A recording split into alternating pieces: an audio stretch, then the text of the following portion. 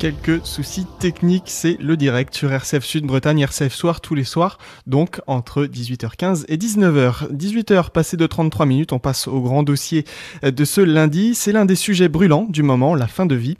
Le Premier ministre a ouvert la semaine dernière les discussions à l'Assemblée nationale sur la réforme de la loi Leonetti. Malgré sa présence dans les médias, la question de la mort reste encore taboue en France. Comment en parler avec les plus jeunes, Claire ? Eh bien, pourquoi pas par le biais du cinéma, Grégoire. En tout cas, c'est l'idée du réalisateur Julien Zigraf et d'Hervé Richardot, metteur en scène de la compagnie Instant, reconnu pour son travail de théâtre forum avec les jeunes. Ensemble, ils ont tourné Irrapprochable, un film de 6 minutes sur la fin de vie, 6 minutes pour interpeller, 6 minutes aussi pour ouvrir le débat. Messieurs, bonsoir. Bonsoir. Puisque vous êtes avec nous en studio. À vos côtés, Kevin Kister, qui est l'un des acteurs du film. Merci également d'avoir fait le déplacement. Et puis, pour ouvrir un petit peu le champ des discussions, nous recevons également ce soir Bruno Nogues. Alors Bruno, vous avez été longtemps aide-soignant au centre de Saint-Herblain en Loire-Atlantique, si je ne me trompe pas. Exactement. Et confronté donc directement forcément à cette question qui nous réunit ce soir, cet accompagnement des jeunes face à la fin de vie. Vous allez nous apporter votre témoignage, vous allez réagir aussi à ce film que vous avez visionné avant de venir. Oui. Avant d'aller plus loin, justement, on va se mettre là aussi dans l'ambiance, puisque c'est notre point de départ. Je vous propose d'écouter un extrait d'Irrapprochable. Alors, l'histoire est celle de 2 frères qui se retrouvent confrontés à la maladie de leur mère. Arthur a coupé les ponts avec sa mère et refuse de l'accompagner. Son frère Quentin tente de le convaincre de la nécessité de sa démarche. On en parle juste après. Je comprends pas. Qu'est-ce que tu comprends pas ? Pourquoi tu veux pas venir la voir ? Eh ben tu comprends pas, qu'est-ce que tu veux que je te dise ? On va pas revenir là-dessus. J'ai coupé les ponts, je pensais que t'avais accepté. Elle va partir, Arthur. Et alors ? Je devrais faire table rase du passé parce qu'elle va mourir ? Tu voudrais que je vienne lui dire un petit « Maman, je t'aime » ? Ça marche pas comme ça. Je te demande pas de venir lui dire « Je t'aime ». Juste d'être là, pour pas regretter. Tu crois pas que je vais le temps de retourner ça dans tous les sens ? Ça fait des années qu'on se voit plus. J'ai pas envie. Je viendrai pas la voir sur son lit de mort et faire comme si rien ne s'était passé. C'est pas de ça dont je te parle. De quoi tu me parles alors ? Pourquoi tu me prends la tête ? Je te parle de ne pas vivre avec des regrets. Je te parle de la nécessité d'accomplir ton devoir de fils. De pas laisser partir ta mère sans lui dire au revoir. Je te parle de ne pas emprunter un chemin qui va t'éloigner de toi.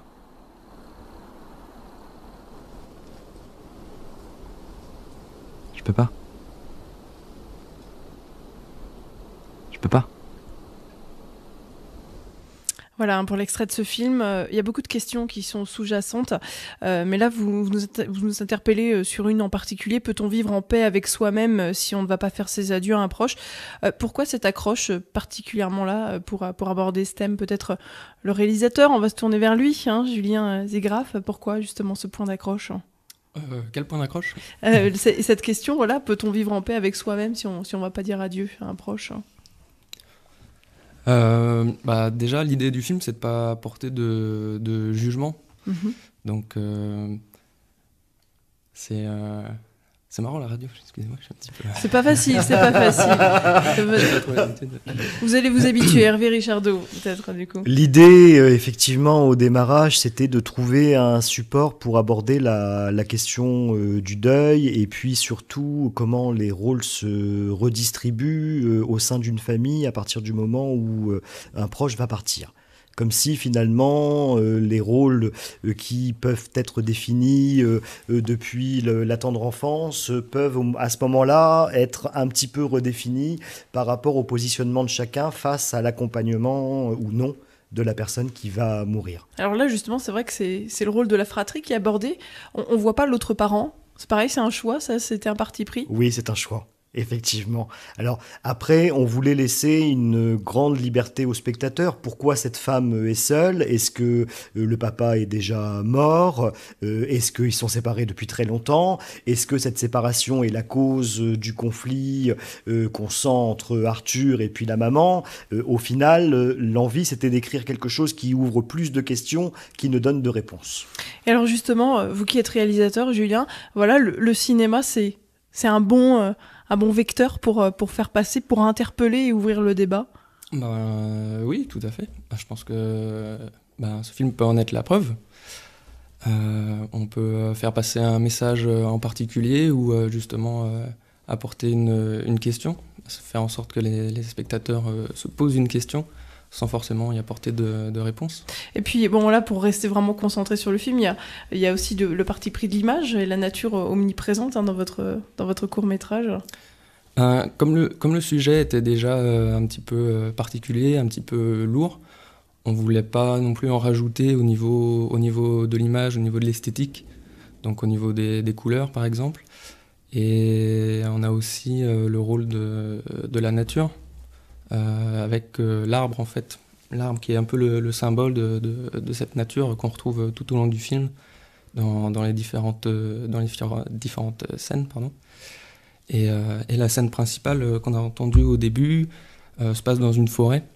Et du coup, ça fait un peu aussi... moi, je le voyais un petit peu comme un cocon, cocon de cette discussion. Et à la fin aussi, on a vraiment cette symbolique de l'arbre qui apparaît vraiment avec une explication qui est donnée sur l'un des personnages, le pourquoi de son ressenti. Et voilà, on a essayé de vraiment calquer ça avec l'image de l'arbre et de la nature. Finalement, Hervé Richardot, c'est ce qu'on se disait tout à l'heure quand on préparait l'émission, hein, c'est aussi dire qu'on ne peut pas parler de la mort sans parler de la vie. J'en suis convaincu. Je crois, et même si effectivement c'est une question délicate à mon avis pour chacun, parce qu'elle se pose pour tout le monde, on est dans une société qui occulte beaucoup quand même l'idée de la mort, alors qu'on va tous le vivre, ça c'est une réalité, sans être mortifère ou morbide, et je crois qu'on appréhende la vie avec d'autant plus de saveur, de goût, quand on a accepté l'idée de sa propre mort. Mais c'est pas un chemin facile, moi je dis pas que j'en suis là, très très loin, très loin. Mais par contre, cette question, elle m'habite, on va dire, depuis très très longtemps. C'est une question délicate pour tout le monde, mais alors quand ça concerne des jeunes, puisque là c'est vraiment le thème central de notre émission. Alors Bruno Noguès, vous avez été en tant qu'aide-soignant confronté vraiment directement, viscéralement à cette question-là. En tant que professionnel, vous avez vu ce film. Qu'est-ce qu'il a évoqué chez vous? Alors ce film est très bien fait, je le dis sincèrement, parce que vraiment c'est un support qui pourrait nous servir, nous à l'hôpital, qui pourrait être utilisé aussi dans les écoles, les collèges et autres. Et c'est un film qui parle vraiment des non-dits, du pardon. Il est vraiment, vraiment très bien fait. C'est pas parce que les personnes sont là que je le dis, mais c'est vraiment une très belle réalisation.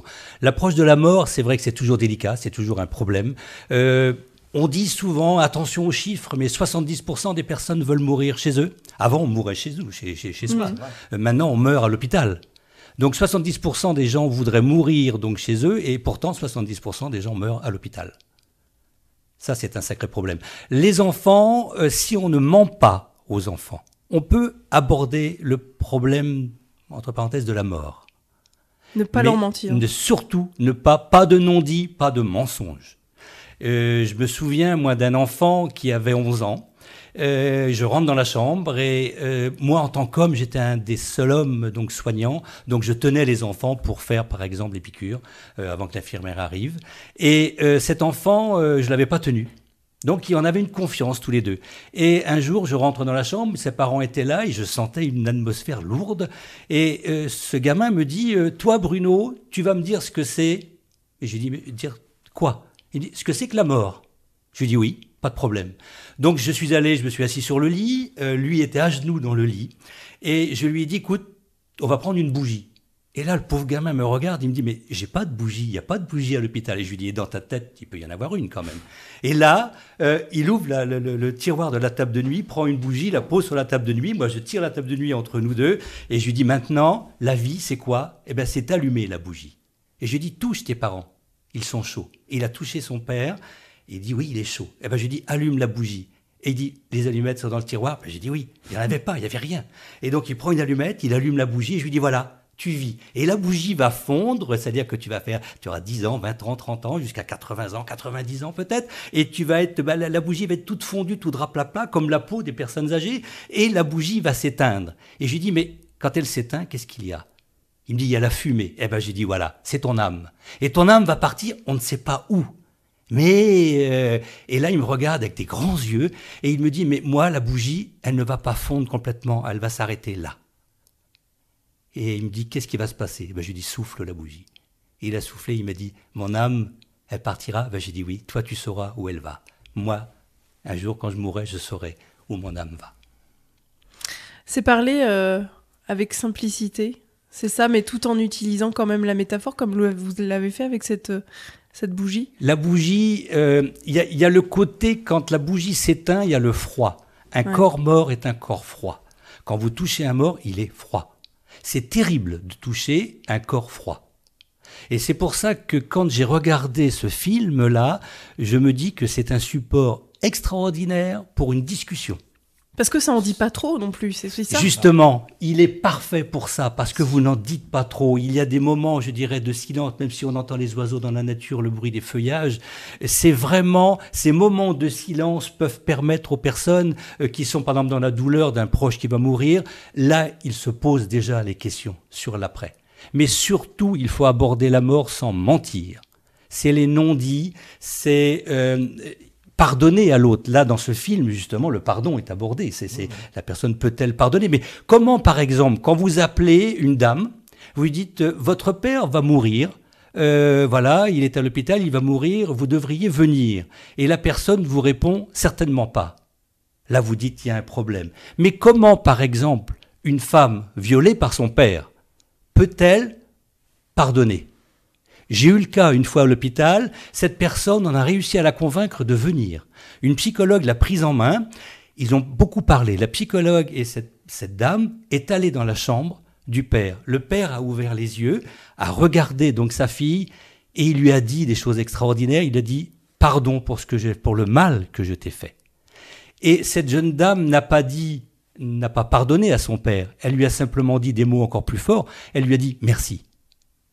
Et ça, elle est partie beaucoup plus légère. On l'a revue quelques mois plus tard, beaucoup plus légère. C'est-à-dire qu'elle avait pardonné, en fin de compte, à son père. Malgré l'atrocité de l'acte, bien sûr. Mais le pardon, c'est quelque chose d'important dans nos vies pour vivre normalement. Sinon, on ne peut pas vivre normalement. C'est ce qui ressort aussi de toute façon dans ce film. Hervé Richardot, vous qui, on le disait à travers la compagnie Instant, êtes reconnu pour ce travail de théâtre forum avec des jeunes, vous abordez par ce biais-là des thématiques extrêmement graves, extrêmement lourdes, hein, parfois, avec les jeunes. En tous les cas, très sérieuses, en tout cas. Qui sont effectivement les addictions, la suralcoolisation, le cannabis, les dérives qui peuvent être liées à Internet, avec toujours l'idée finalement de mettre les individus en mouvement, de ne pas prétendre détenir une quelconque vérité ou faire une leçon de morale sur la meilleure façon de se comporter, mais au contraire faire comprendre aux adolescents qu'est-ce qui va faire que je vais adopter une conduite à risque. Est-ce qu'il n'y a pas quelquefois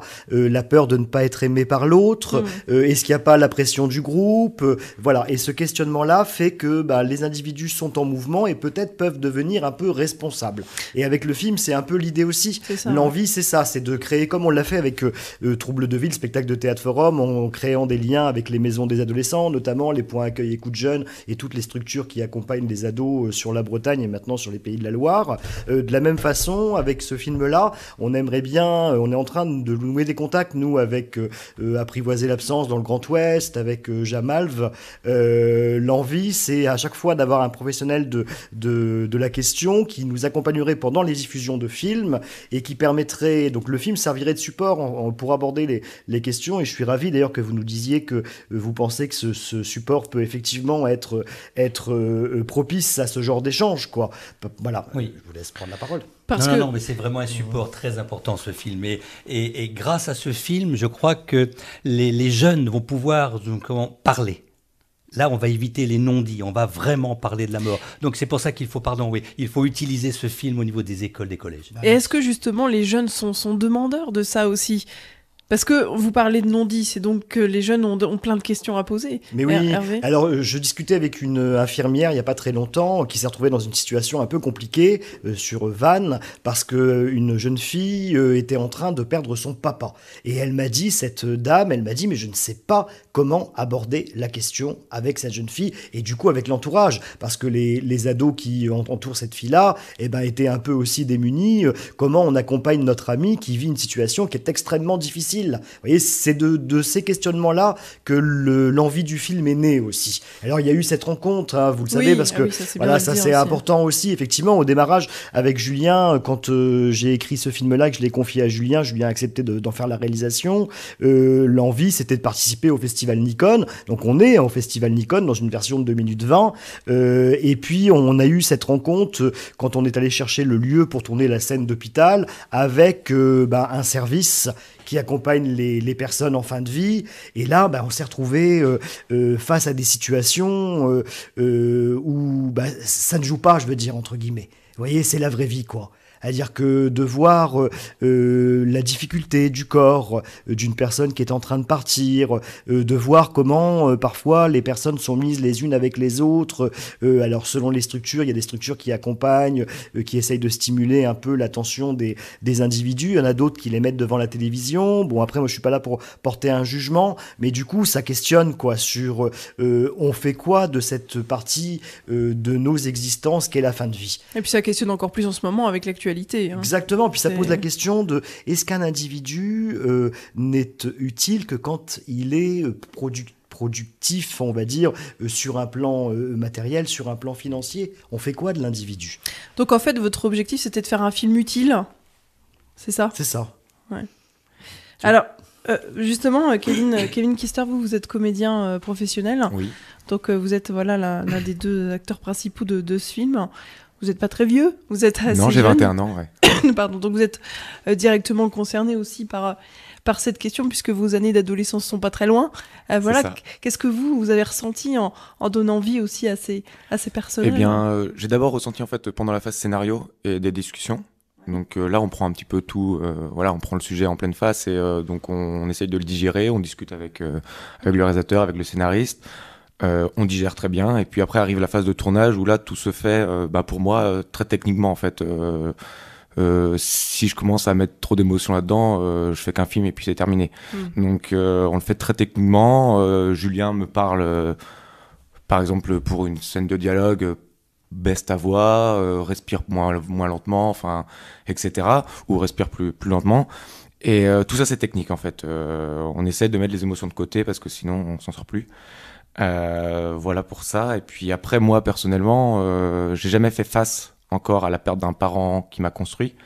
Donc c'était de l'imagination, c'était un repos sur mes techniques et oui, de l'imagination et de la discussion en fait, beaucoup de discussions en amont et puis voilà. Alors justement, ça a suscité un questionnement aussi chez vous ? Un questionnement, oui. Avant le tournage, une fois qu'on tourne, après on digère et on oublie et on passe à autre chose, quoi, parce que j'ai une vie et voilà. Mais et puis je reste un petit peu dans l'illusion que je suis immortel, parce que j'ai 21 ans, donc voilà. Et après, oui, il y a toujours des questions à se poser, c'est sûr. Mais c'est des questions, comme on le dit, qui sont un peu désagréables et pour le moment, je sais pas si je peux faire face réellement à... Est-ce qu'elles sont vraiment, du coup, je relance Kevin, est-ce qu'elles sont désagréables ou est-ce que c'est le fait de refuser de voir qui fait que ça devient désagréable quand on arrive? C'est comme si finalement on devait partir en voyage et puis qu'on préparait tout à la dernière minute et du coup on arrive et on loupe son train, quoi. Tu vois ce que je veux dire? Quand les choses sont bien préparées, ce que les gens font d'ailleurs pour la grande majorité des actions de la vie, les choses sont vécues plus sereinement, ça on le sait par expérience. Donc est-ce qu'on peut pas aborder, moi la question que j'ai envie de poser à travers ce film en tous les cas, c'est est-ce qu'on peut pas aborder cette question de la mort en préparant, voilà, pour que ce soit plus quelque chose du domaine de la peur panique. Ça n'est pas pour tout le monde, hein, on a parlé avec vous tout à l'heure, mais que ce soit quelque chose qui soit regardé en face. À partir du moment où on accepte de regarder ce qui est en face, là on peut vivre avec sérénité sérénité. Sauf que si on passe sa vie à fuir, eh ben on augmente les angoisses. C'est mathématique, hein, ça. Kevin? Si je dois faire face en fait à la mort et à ma propre mort, moi j'apprends à faire face petit à petit en faisant du cinéma, en jouant justement et en participant à des projets comme ça. Utiles, des films utiles. Voilà, c'est ça. Pour le moment, je suis en apprentissage justement avec cette question. Ça va peut-être mettre 10 ans ou plus ou moins, je sais pas. J'espère un jour être serein avec cette question-là. Pour le moment, j'y travaille personnellement. En tout cas, il y a quelque chose qui a été très fort, qui a été dit par Kevin. C'est moi, j'avais l'impression, et c'est le cas de beaucoup de jeunes aujourd'hui encore, d'être immortel. Alors comment on parle de la mort à des jeunes qui pensent être immortels? C'est une très très bonne question. Après, je crois que utiliser un support comme le cinéma, Julien le disait un peu en préambule de cet entretien, il disait voilà, le cinéma, ça peut être l'occasion d'ouvrir la discussion, de montrer un film. Et ben, c'est l'occasion, sans être dans le mortifère encore une fois, d'aborder la question, d'aborder le sujet et de laisser remonter ce que les adolescents ressentent par rapport à ça. Parce qu'évidemment, ils ont quelque chose à dire par rapport à ça. Alors après qu'ils l'aient enfoui au fond d'eux-mêmes en se berçant de cette illusion de l'immortalité, évidemment, tout est fait dans le fonctionnement de société pour qu'ils soient dans cette posture-là, dans cette démarche-là.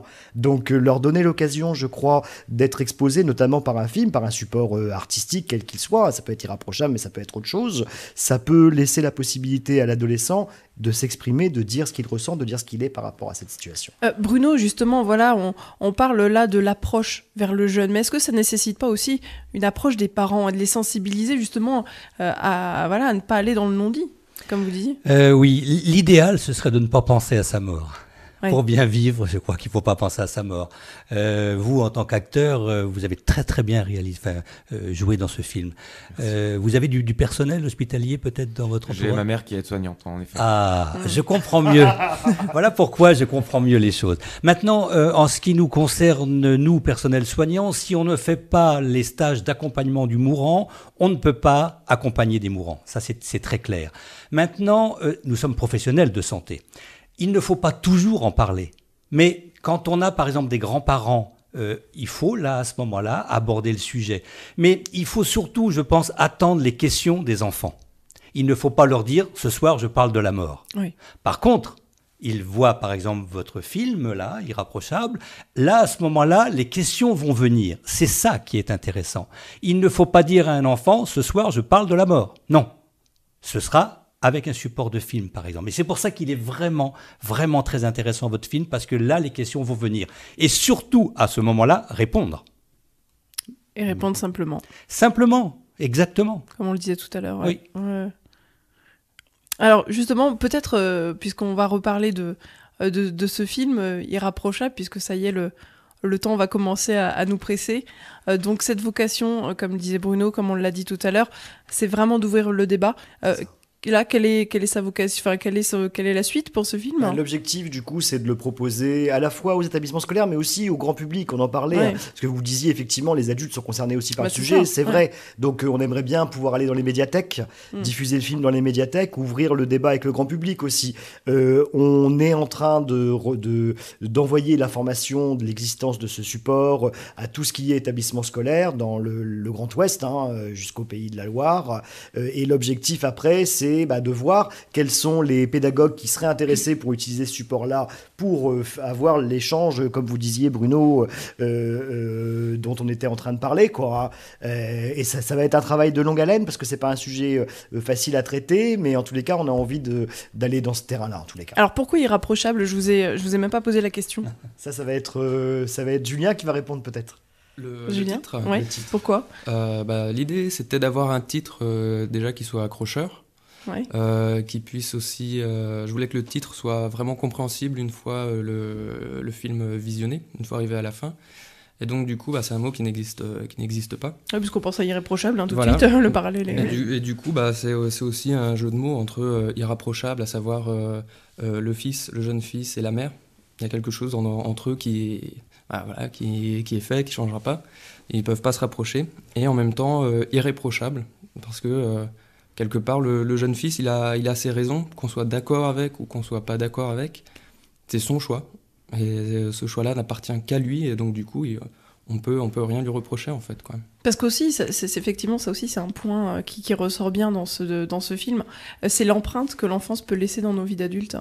Ça aussi, c'est extrêmement fort. Très important. Hervé. Ouais, très important. En fait, l'idée, c'était ça. C'était de dire finalement que les adultes que nous devenons sont des échos de ce que nous avons été quand nous étions enfants. Voilà. Et donc, c'était important pour nous. Le film se termine par ça. On va pas le spoiler parce qu'on va laisser la possibilité aux auditeurs, d'aller voir le film sur Internet. Mais effectivement, l'idée, c'était de dire que il y a des échos dans la vie adulte de ce jeune homme qui ont commencé dès l'enfance. Et peut-être que dès l'enfance, il y a eu des points de rupture qui a fait que l'enfant ne s'est pas senti aimé. Et ça a été le démarrage, on va dire, du désamour entre la maman et puis Arthur. Donc ça aussi, finalement, Bruno le prendra en compte, ça, peut-être, cet aspect-là. Certainement, mais irrapprochable, c'est excellent comme titre parce que ça va plaire aux jeunes, parce que c'est un mot qui n'existe pas. Et ça va les interpeller, c'est parfait. Maintenant, on a tous un sac à dos avec des pierres ou des plumes dans son sac à dos. C'est difficile, parfois on en a plein le dos et on a du mal à avancer. Il y a des gens qui ont une charge émotionnelle dans leur enfance, comme tu le disais tout à l'heure. Et ça, on traîne ça toute notre vie. C'est pour ça que dans ce film, quand on parle de pardon, quand on parle de non-dit, il faut dire les choses pour ne pas se charger son sac à dos et que la vie soit difficile pour avancer. Ça, c'est vraiment très important. Et ce film est vraiment bien parce que... on l'a aimé. Vous l'avez aimé. Oui, je l'ai vraiment aimé parce que ça peut être vraiment un support de discussion important. Ouais. Et tout est dit. Il y a peu de mots. Il y a quand même un dialogue. Il y a quand même... il est vraiment... Moi, il m'a vraiment interpellé en tant que professionnel de santé ou ancien professionnel de santé. Ça va être un support fabuleux. Il faut vraiment en parler autour de nous. Et comme je dis, les collèges et les écoles, etc. Et moi, je vais d'abord en parler autour de moi. Ça, c'est sûr. Voilà, le message est passé. D'ailleurs, ce film, vous pouvez le visionner déjà sur YouTube, également sur la page Facebook d'RCF Sud-Bretagne. Il est déjà en ligne, vous pouvez déjà aller le voir, donc n'hésitez pas. Et on verra si vous partagez l'enthousiasme ambiant. Effectivement, il ne peut qu'interpeller ce film. Merci ça c'est clair. De nous avoir laissé ce moment pour merci parler du film. Merci à vous d'être venu évoquer autour de cette table cette question. Pas toujours facile à aborder. Merci à vous. Merci. J'ai une joie à vous partager, Claire, pour terminer cette émission, qui rejoindra d'une certaine manière le sujet de cette émission. Il s'appelle Édouard. Il est né vendredi dernier à 10h. Bienvenue à Édouard. Donc, bienvenue. C'est une belle façon de terminer cette émission, finalement. Trouve aussi. Bienvenue à Édouard. Bienvenue à Édouard. Donc, la suite de vos programmes sur RCF Sud-Bretagne. Dans quelques instants, c'est le journal international et national de RCF Soir présenté par Florence Gau. Et puis on se retrouve juste après pour la musique celtique et Avalon. C'est avec Ewan Morio. Pour le moment sur RCF, il est 19h.